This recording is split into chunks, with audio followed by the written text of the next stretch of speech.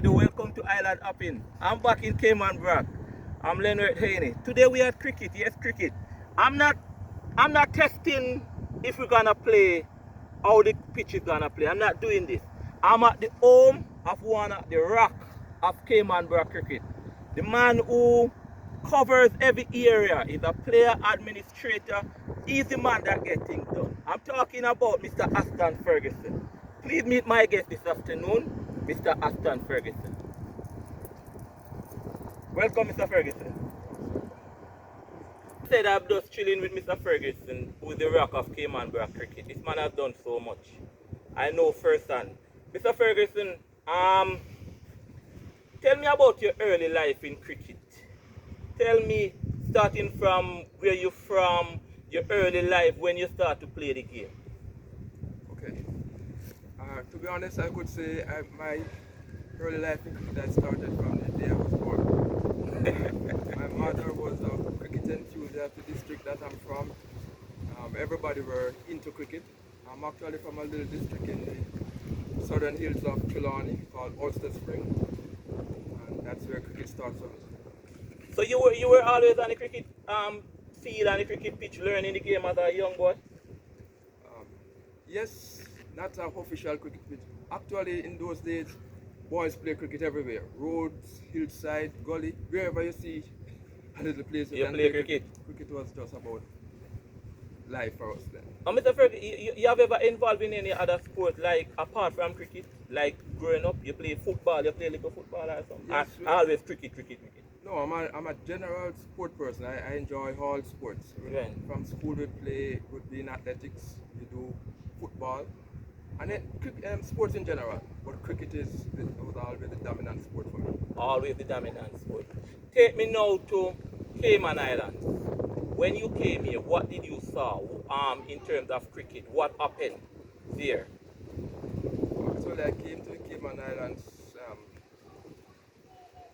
in April of 2002. I came to Cayman Brac, and there was a vibrant cricket group here. So you came to the Brac and saw a vibrant group? Very, very vibrant. Okay. Cayman Brac Cricket Club has always been Who were vibrant. some of the persons who were involved in that area when you just came? Believe it or not, some of the persons who were involved are still here and very active. What? Yes. Yeah. People like Sadio Sohan, Yeah. popularly called Shanda Paul. Shanda were you when you came? Yes. Shanda a veteran, man. I would have seen James Reed. James, who's yeah, still with us playing. yeah, man, still doing his thing, right? Courtney Courtney Morrison. yeah, I talked to Courtney before, right? Right. So those guys were here along with Mr. Green was the sport instructor at the time when I came. Right. He left shortly after. But cricket has always been vibrant here. And Cricket. And the minute I came, I jumped into cricket because it's my first love.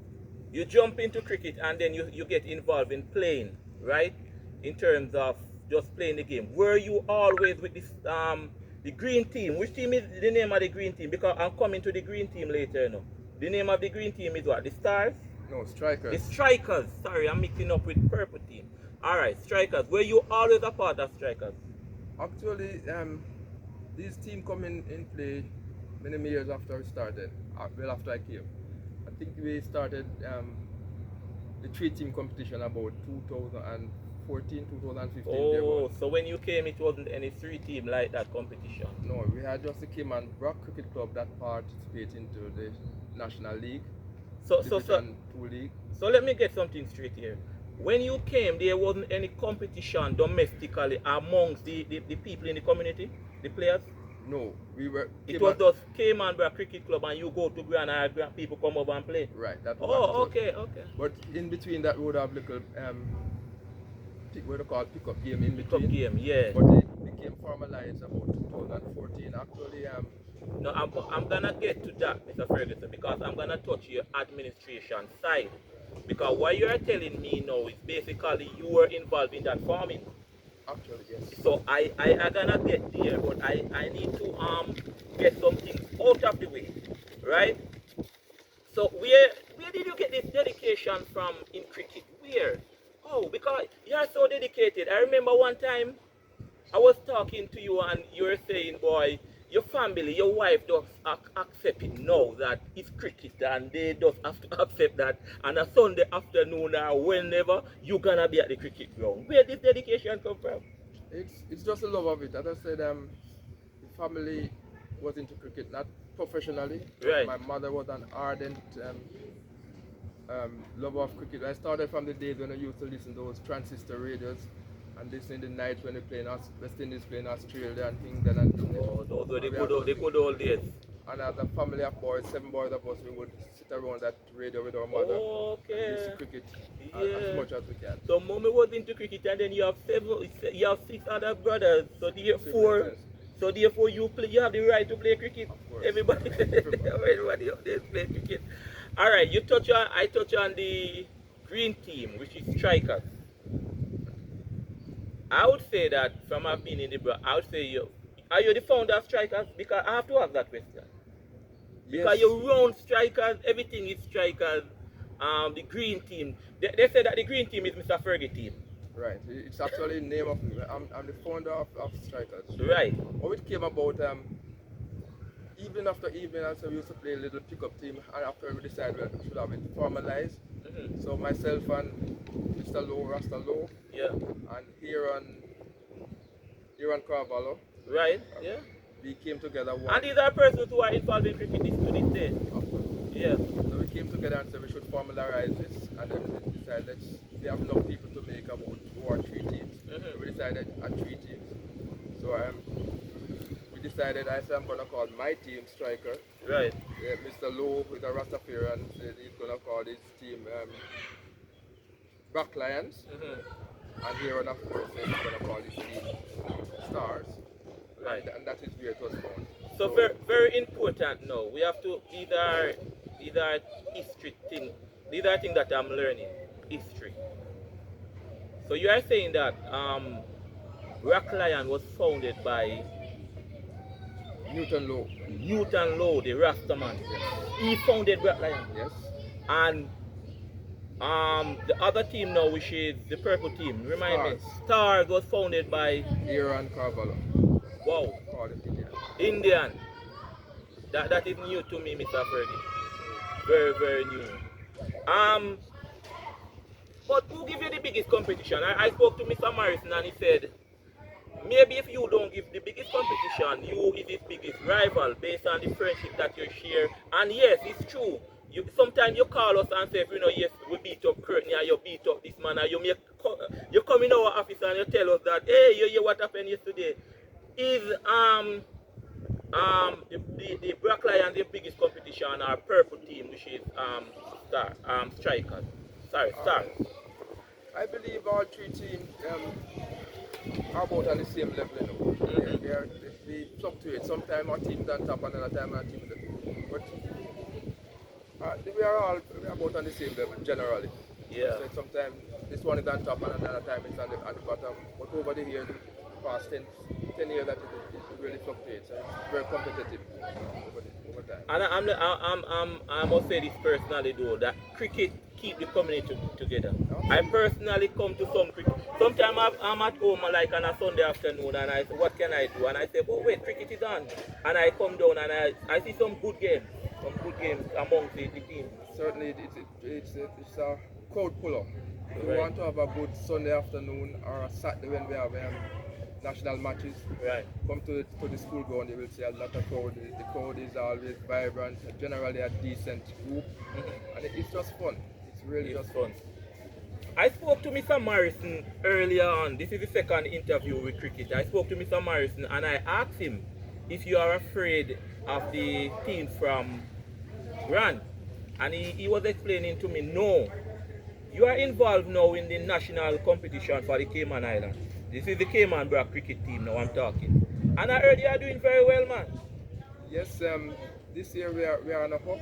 We actually played 5 matches so far this year and we won 3. Actually we will be having another match tomorrow which I guarantee we're going to win. Yeah. So it will be, proactively you could say we win 4 from 6. So out of 5 matches, you win 3. Cayman Brac going on. What is the difference this year now? Because last year Last year you didn't do too well. Let's face it now. Let's face it, man. Over the years, Cayman Brac Cricket Club has always been competitive to the Right. extent where we won the competition one year. Yeah. Unfortunately, the last 2 years we were not doing as well as we used to do. Right. In fact, last year was our worst year. We didn't win a game last year. I can't really account fully for the cause of it, but we were at rock bottom last year. Last year. But we are rejuvenated and we started this year on a high. What is the difference, Mr. Fergie? Come now. You didn't win a match last year, and out of 5 matches now, you won 3. What's the difference? What is the formula? Is training stepping up? Are the guys believing? What is working this year? I believe we have we felt really fantastic. A very high standard. We have actually won the competition before. When they were going down, we decided that we are not going to settle for the bottom. So there's some rededication as it regards to our management and our training and everything. Everything it's a compilation of different factors, but it's working. You have any players like you like to see who have done good so far in this, or you just like to leave it like that as a team? Teamwork. Teamwork. Once upon a time, you could say player A or player B are extremely outstanding and they won the match for us. Mm-hmm. But what we are seeing this year is a balanced team. Each member is contributing what is expected of them, and I think that made a difference. And I came to a match, I believe it was your first match I came to, and I saw you, I thought you were going to play, but you took a back seat and you allow others to play. Are you going in that route now where you can just relax and let others play? I know you're still involved in the game, I'm not taking you out of it, but do you still do that, or are you take a back seat or what? I cried over the year, I encouraged over the year that I would love to see somebody come and take my place. Actually, my role for many years has been wicket keeping. I do a little batting. Right. And I actually begged that somebody would come and, I'm going over the hill. I'm 60 years old. Right. So wicket keeping is not the easiest task anymore. Yeah. But we have seen a few guys actually started last year, have stepped up and then I've given some competition in the keeping and I'm happy to stand back and give them a chance. And give them a chance. Mr. Fergie, we're gonna take now the administration side of it. And you were saying earlier that when you came, you did not see a structured, let's say, a league in the Brac. You were one of the founders of the cricket team, strikers, and then you are in administration now. What brings you to administration? Things are organized. We're gonna talk about national players and scorers who have gone on to be scoring now. What have you done in terms of administration? I think it's my general interest in cricket. When I came here, the cricket club was here. We didn't have the inter-club competitions, but the cricket club was here, and my keen interest had brought me into cricket. I joined the minute I came, and I'm always willing to work. So we have our annual general meeting, and my name would be put up to do some administrative thing and whatever. I never step back as it relates to cricket. Anything that I'm asked to do, I do it. So I started in the administration maybe the year after I came, maybe 1 year after I came, and from then I've been fully into part of the administration. I enjoy doing it. And I must tell you, actually, he's the president of Cayman Brac Cricket Club. I must say this though, Mr. Fergie is not an easy man, you know. The cricketers should love him. Mr. Fergie will call you out of, and I say Mr. Fergie because that's what we really call him in the Brac. Mr. Fergie will call you out of your bed at 11 o'clock and ask you if you can get some ice or something. You know. This is the man, he's very, very, very dedicated to cricket. I've never seen a man like this. And Mr. Fergie, you have been in this sport for so long. You don't think about being a part of the Cayman Island Cricket Association? You don't want a position up there? Somebody from the Brac to represent? I've given it thought. Actually, last year we were, my vice president Courtney, we discussed it and we decided that we should have more say in national cricket. And between him and I, we decided to submit his name. His name was submitted. There was an election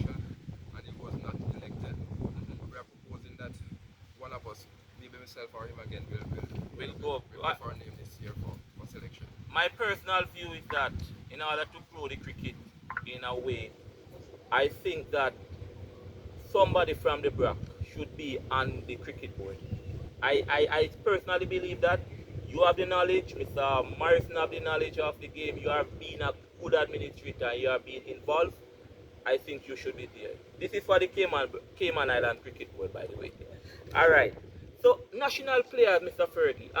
Is there anybody knocking on the door to be in the national team for cricket? Um, Whether youngs or persons, anyone?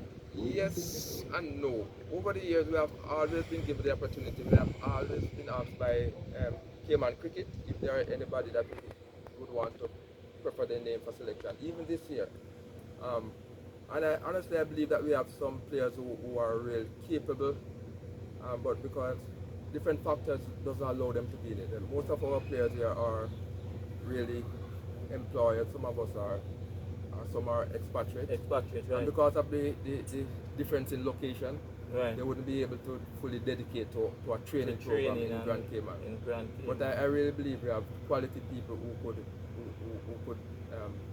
get the national team. Okay. What's the future of Brac cricket? What's there? What you're looking at? What's the 3-year plan? What's your long-term plan? And what would you like to see in terms of Brac cricket? What would I like to see? The continuation of these competitions. As I say, it's a good competition. It become a community event. Everybody look forward to it. So we want to continue this as long as we can. And my goal is to integrate as many young people that can into the sport. Obviously, some of us are getting older. I told about those guys who I came here from sea. Right. And so we are getting older. We don't want this sport to die.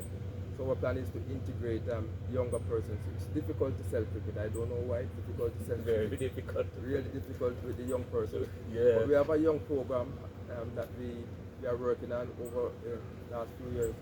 Unfortunately, a couple of our young persons have migrated to Grand Cayman last year, and they're fully into it. So even though it's hard to sell, we are still producing a few persons who we believe will take over from us. Take over. And how much are the new there's a thing now going in Grand? Have you talk about that where Mr. Bernard? How much has that helped the Brac in terms of his training and stuff? Right. The national cricket, Cayman cricket has always been, even though we don't have a representative to speak on the board, they're always willing to integrate whatever plans the Brac have. Yeah. And as such, they cooperated with me over the years and cricket and club in general. And from time to time, they would have cricket seminars, particularly young people in the summer. We anticipate we have one this summer as well. Last year, I think we had 2, and the year before we have 2. They came over, national cricket coach, and other coaches came, and we have what is called a cricket camp. Cricket camp, right. Normally lasts for 1 week, and they sell the cricket. And we have seen we had here some food to the extent we have 2 or 4 guys who they came over and trained and is involved with them in Grand Cayman, the national program. Okay, Mr. Fergie, you have the last word to talk to the cricketers then. Anything you want to say to your teammates, your anyone, the cricket community, you have the last word. Just to say, guys, I appreciate the effort, particularly this year, the renewed effort. Keep on doing what you're doing. We are doing well. And as I said, it's a product. Cricket is not just a sport on the Brac. It's a product to the extent where I think it even involves sports tourism. Right? Just do what we are doing. The community is depending on us, and the community love us and is supporting us. Just continue to show this interest. That's it for me. Mr. Ferguson, thank you. Thank you, man. You're most welcome, sir. Again, this is Island Up in Sport. I'm Lenwert Duhaney. I just spoke with Mr. Ashton Ferguson, the man that I call the rock of Cayman Brac cricket. They are doing well. I think there's something with me why the cricket team is doing so well. I think an interview which I asked a question, but I must say congratulations. I'm gonna be at some of the matches, right? But congratulations to the team so far. 3 from 5. That's really good, and they didn't win any last year. But I want to say to you, subscribe, like the video, comment, say something, give me a feedback, right? Again, I'm at Cayman Brac. I'm just chilling with Mr. Ferguson. Even though you asked me to say my last word, Really? I want to reiterate that our success is dependent much on SASI, part of your group. Okay. The Sister Island Sports Association, they supported us 100%, and there's no accolade too high to give to SASI, and particularly the president of SASI, Mr. Mitchum Sanford. Yes. He's 100% behind Cayman Brac cricket. And I really appreciate the effort that they made to support us over the years. Mr. Ferguson couldn't forget that. Right? Thank you again, Mr. Ferguson. Until then, next time, join me now.